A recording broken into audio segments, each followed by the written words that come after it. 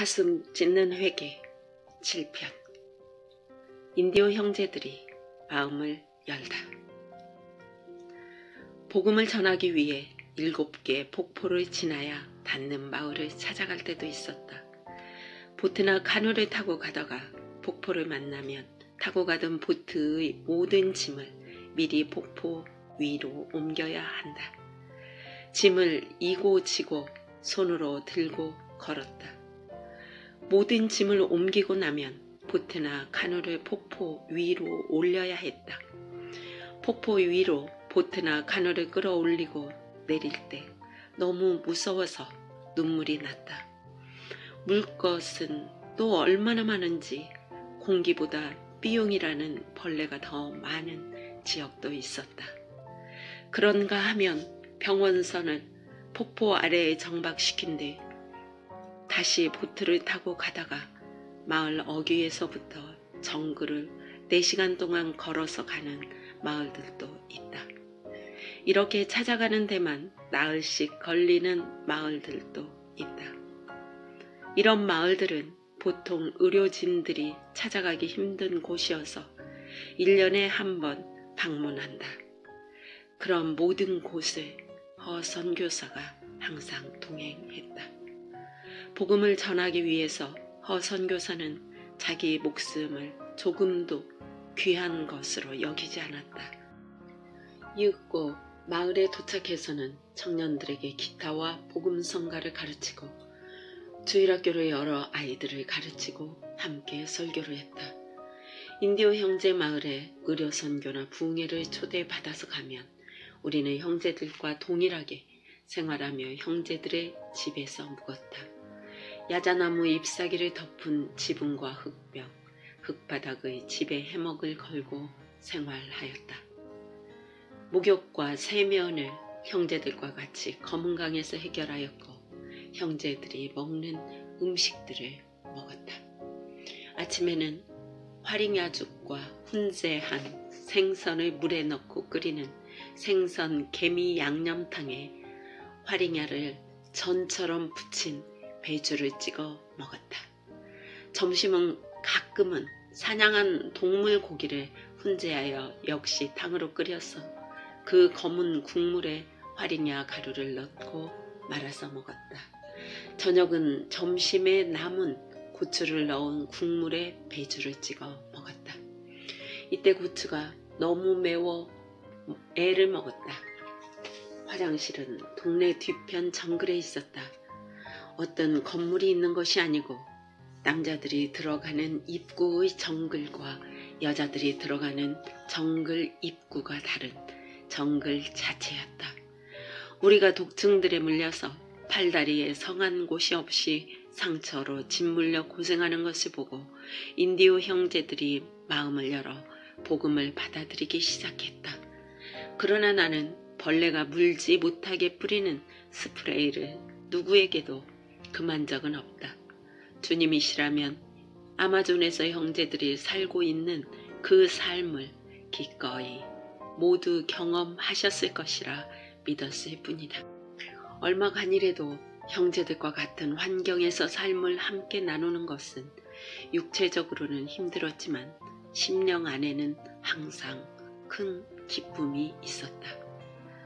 분열의 위기를 넘긴 부족교회.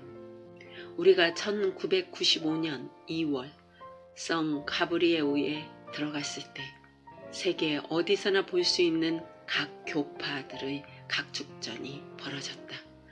원래 검은강 상류 지역 인디오 부족은 1950년대에 미국계 여선교사 소피아 뮬러로부터 처음 개신교 복음을 접했다. 이후 새 부족 선교회 NTM의 선교사들이 부족 교회들을 돌보았다. 그러므로 모든 부족 교회들의 예배 전통과 문화, 헌법이 동일했다. 그러다 브라질 오순절 교회와 침례 교회들이 인디오 부족 교회들을 찾아가서 사역하면서 인디오 부족들의 교회 명칭이 바뀌었다.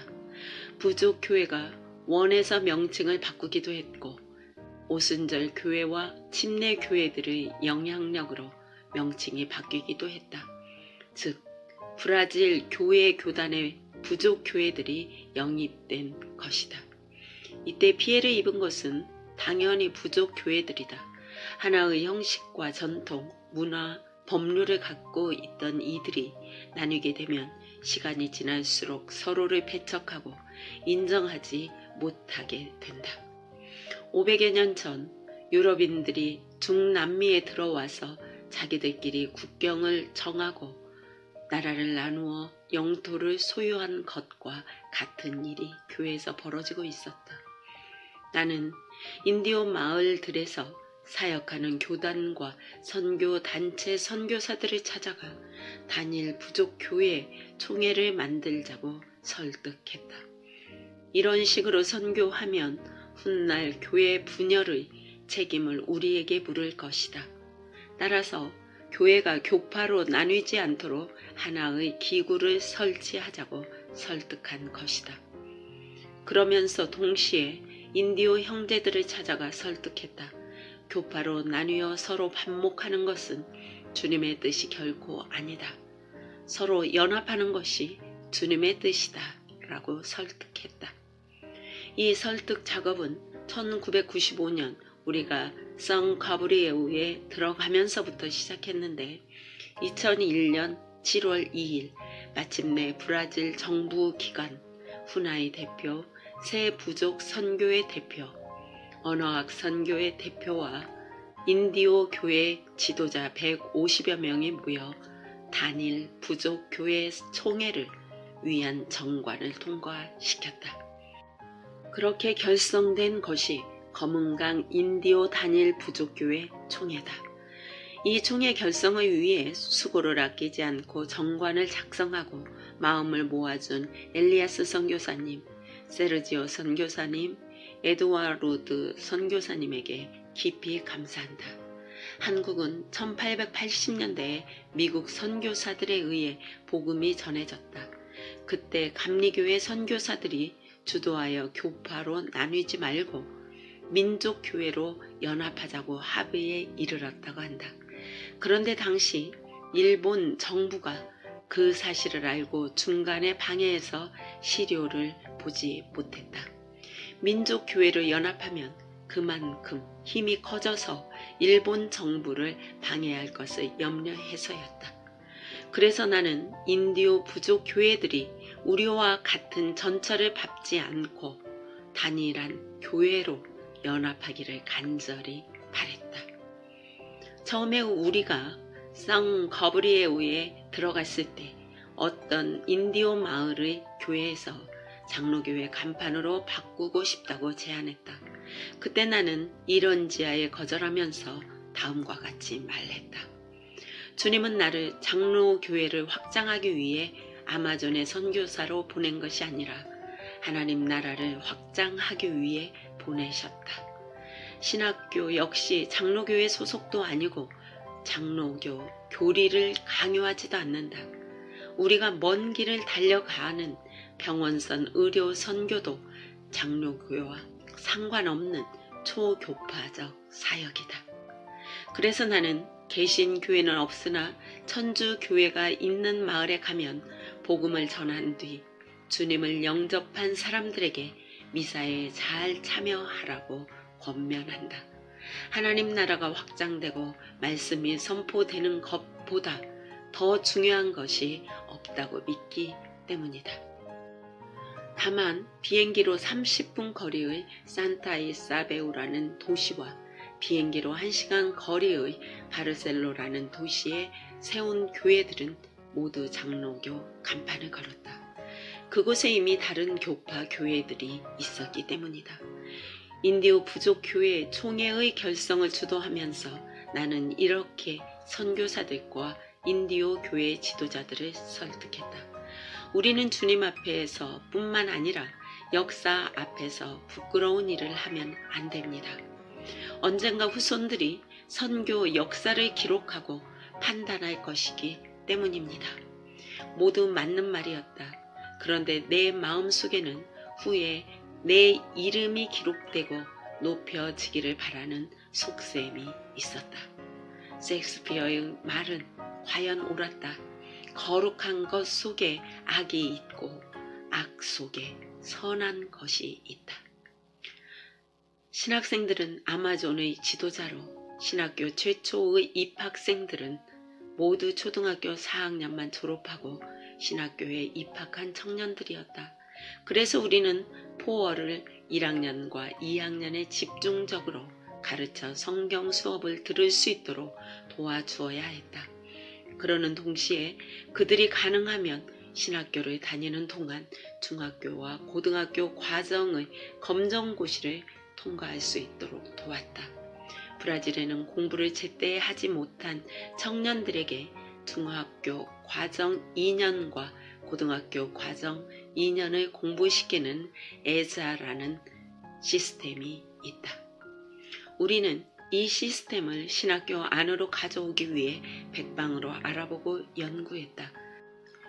브라질의 친구 제로니모 네웨와 엘랭 선생님이 이 과정에서 많이 도와주었다.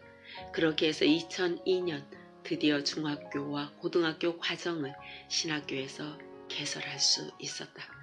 고등학교 과정을 개설했을 때 브라질 정부의 문교부 성 가브리에우 책임자가 학생들에게 이렇게 말했다. 오늘 이곳에서 고등학교 과정이 개설된 것은 김철기 목사의 지칠 줄 모르는 노력 덕분입니다. 그러니 열심히 공부하십시오. 내가 신학교에 중고등부 과정을 개설하려던 것은 두 가지 이유 때문이었다. 첫째는 교회 지도자의 학력이 높아져야 한다고 생각했기 때문이고, 둘째는 신학교를 책임질 교수를 양성해야 했기 때문이다. 언젠가 우리가 이곳을 떠났을 때 그렇게 양성된 그들이 신학교를 운영하고 신학생들을 가르치게 하기 위해서였다. 신학교에 다니는 동안 고등학교 과정을 통과하면 일반 대학에 입학시켜 학사는 물론 석사와 박사 학위까지 마치도록 도움을 주고자 했다. 이렇게 하여 많은 청년들이 중고등부 과정을 통과할 수 있었다. 그러나 2014년부터 문교부 법이 바뀌어 지금은 매일 저녁 도시에 나가 중고등부 과정을 공부해야 한다. 아마존 여성 지도자를 양성하기 위해 1997년 신학교를 개교하면서 여학생도 교육해서 지도자로 양성하고 싶었다. 주변의 선교사들과 교회 지도자들에게 그 뜻을 전하자 모두 우려를 표명했다. 남녀가 함께 공부하는 중고등학교에서 여학생이 임신을 해 학교를 그만두는 일이 많았기 때문이다. 하지만 우리는 이성교제를 철저히 금지해서 교육하겠다고 우리 뜻을 밀어붙였다. 신학교에 여학생을 유치하려면 무엇보다 기숙사가 필요했다.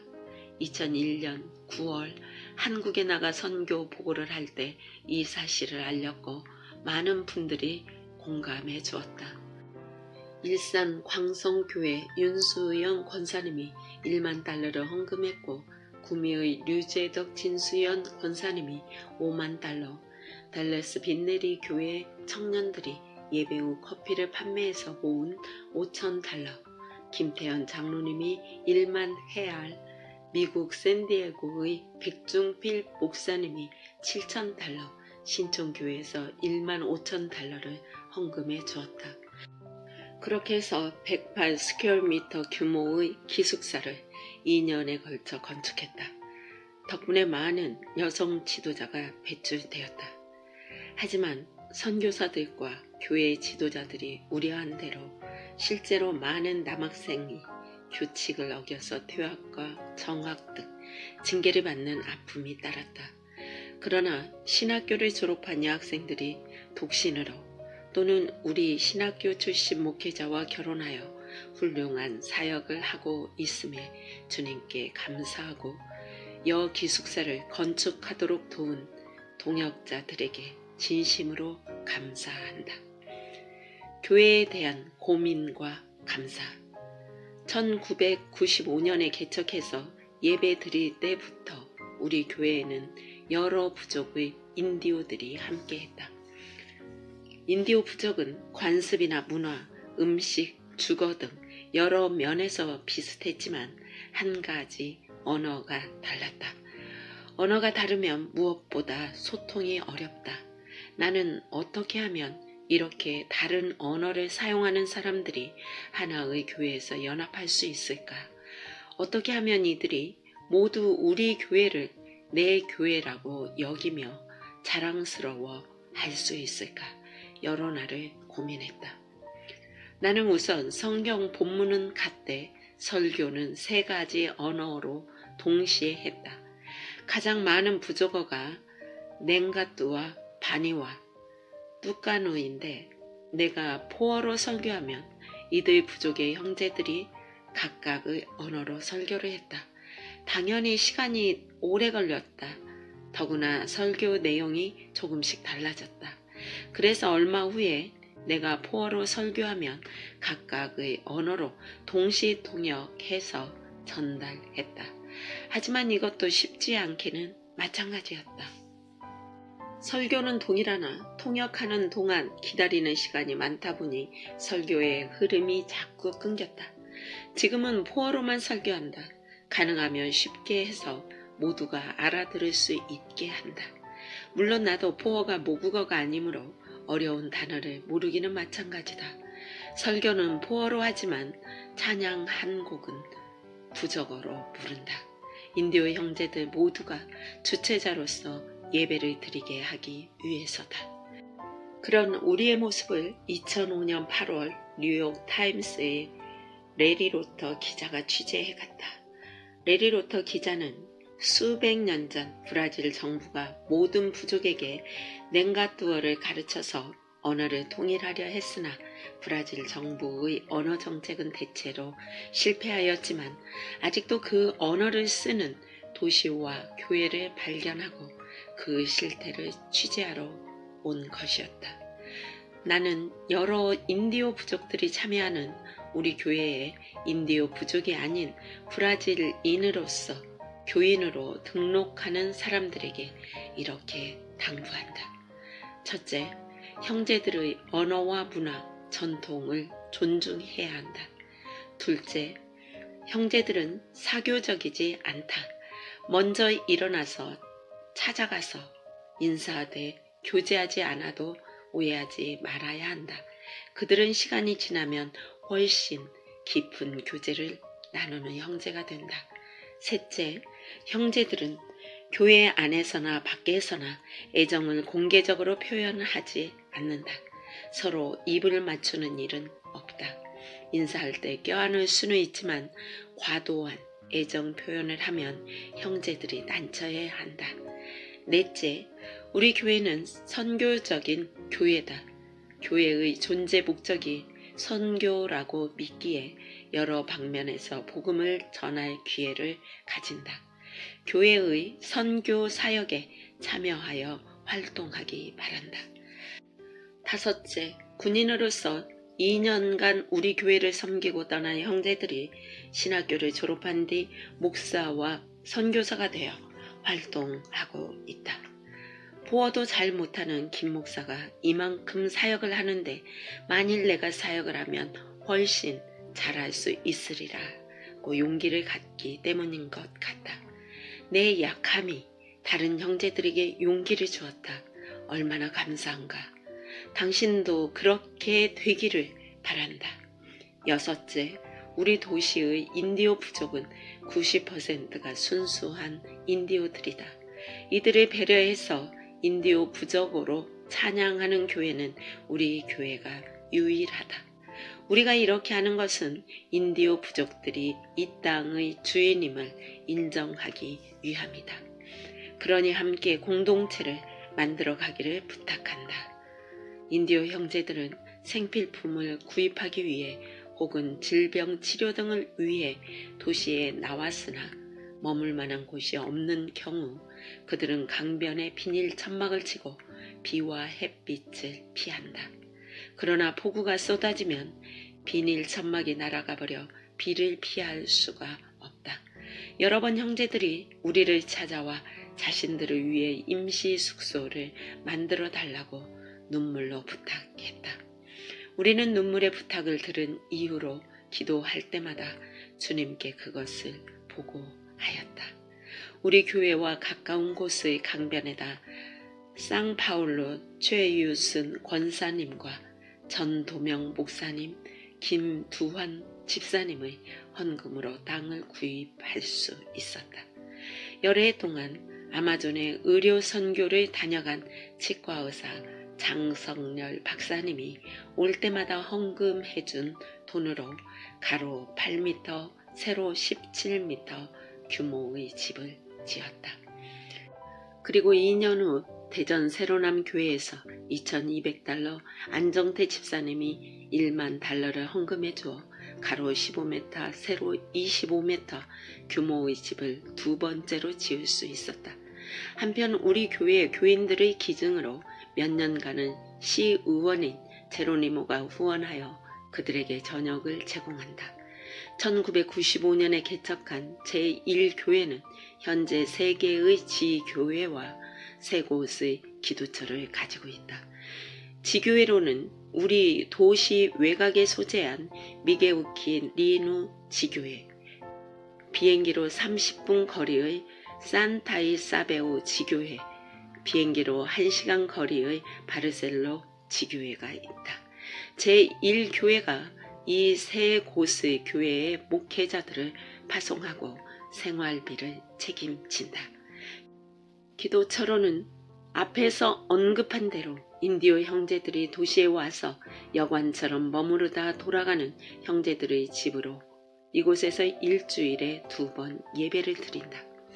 매주 토요일에는 병원 치료를 받고 회복 중인 인디오 집에 찾아가서 예배를 드리고 매주 화요일에는 경찰서 감옥에 가서 예배를 드린다. 교회를 개척한 지 올해로 23년째다. 그동안 한 번도 다툼이나 분열이 없었다. 인디오 부족들은 우리가 고난을 받아 고통 중에 있을 때 늘 위로하고 격려했다. 허 선교사가 투병 중일 때 우리 교회 교인들이 부목사 사모가 허 선교사를 3개월간 간호하도록 한국행 광복 항공요금을 목매쓰며 치료비도 보태주었다. 무익하고 부족한 우리 내외를 영적 부모라면서 사랑하고 따르는 그들이야말로 우리의 자랑이요 기쁨이다. 내가 우리 교인들에게 너무나 많은 사랑의 빚을 졌다. 그런데 이런 사역의 열매들이 내게 자부심과 자랑이 되었다. 이렇게 나는 주님께서 행하신 일들을 마치 내가 이룬 것처럼 주님의 영광을 가로챘다. 1997년부터 우리 교회는 성금요일에 예수님 영화를 상영했다. 도시의 공회당을 빌려 처음에는 나자렛 예수, 누가복음에 따른 예수 그리스도를 상영했으나 2005년부터는 패션 오브 크라이스트를 상영하고 있다.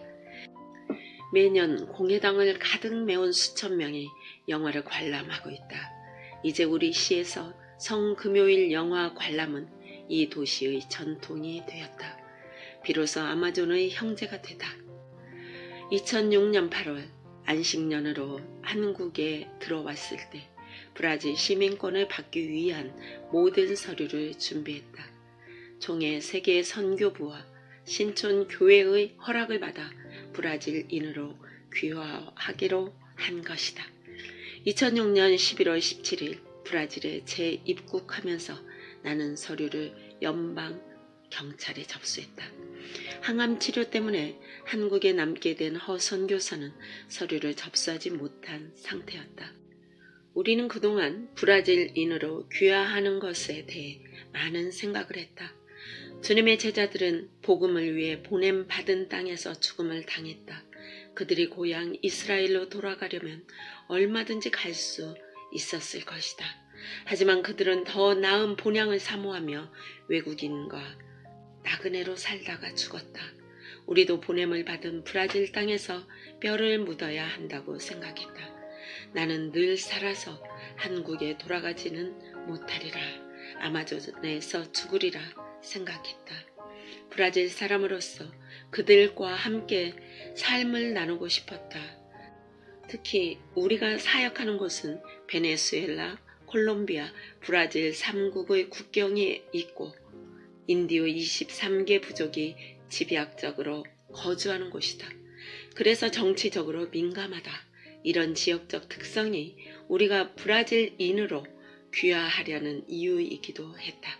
보통 15년 이상 장기 거주한 외국인이면 귀화 수속이 6개월 걸린다는데 나는 몇 년이나 걸려 브라질 시민권을 받았다. 마침내 브라질 사람이 된 것이다. 브라질에서 선교사로 살면서 고통스러운 일들이 참 많았다. 모든 선교사들이 경험하는 언어와 문화의 장벽에서 오는 낭패와 고립감을 우리도 당연히 겪었다. 1년 내내 퍼붓는 아마존의 폭염과 습도, 물것들로 인해 고통스러웠다. 다른 선교사들로부터 온갖 중상모략도 받았다. 브라질 민간 기구로부터 사역을 중단하라는 협박도 여러 번 받았다. 그들이 독약을 물에 푼 것을 마시기도 했다. 대변을 투척해 저주하고 무명으로 편지를 보내 여기를 떠나라는 경고를 수없이 받았다. 여러 번 고소를 당하여 외국인으로 법정에 서야 했다. 한 번은 내가 세례를 준 형제가 술에 취해 나를 죽이러 큰 칼을 들고 우리 집에 들어왔다. 후에 들은 이야기인데 나도 모르게 정보기관으로부터 여러 번 조사를 받았다고 한다.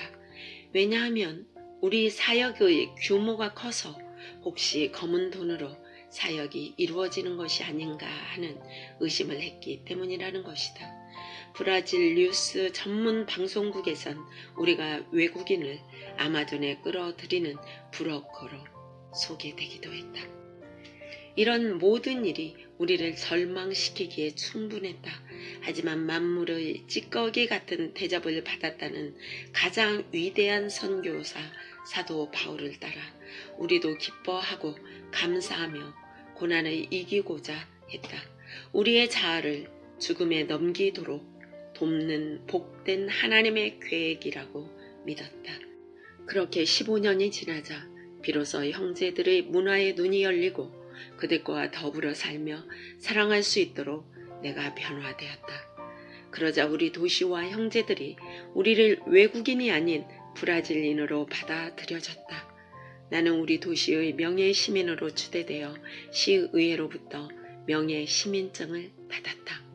그리고 우리 도시에 군 부대의 행사가 있을 때마다 유지로 초대를 받는다. 전에는 캐톨릭 교회 주교만 초대받는 자리에 같이 초대받게 된 것이다. 주님께서 그렇게 하셨다. 복음을 전하는 데 필요한 자리라고 믿고 초대를 받아들였다. 그런데 나는 얼마나 교활한지 유지의 자리에 서서 고개를 들고 그 자리를 기뻐하고 있었다. 누가 세운 자리인데 내가 마땅히 차지할 자리라고 고개를 들고 있는가. 그런 나를 발견할 때면 자괴감에 몸서리를 치게 된다. 허 선교사는 아마존에 오기 전에 기타나 키보드를 배워 본 적이 없다. 그러니 특별히 음악적 재능이 있었다고 말하기는 어렵다. 그런데 허 선교사는 신학생들을 돕기 위해 음악을 접하기 시작했다. 처음엔 우리 도시에서 찬양을 제일 잘하는 자매를 초대해 찬양하게 한 다음 그것을 녹음해 수없이 들어서 가사를 모두 외웠다. 그러더니 미국에 있는 아이들을 보러 갈 때마다 기타와 피아노를 배워와서 그것을 아마존의 신학생들에게 가르쳤다. 그러고는 전혀 악보를 읽을 줄 모르는 학생들을 데리고 소프라노, 알토, 테너, 베이스로 나눈 다음 칸타타를 가르치기 시작했다. 녹음된 음악을 계속 들려주며 12곡으로 된 노래의 멜로디를 따라하게 하더니 마침내 12곡 모두 가사를 암기시켰다.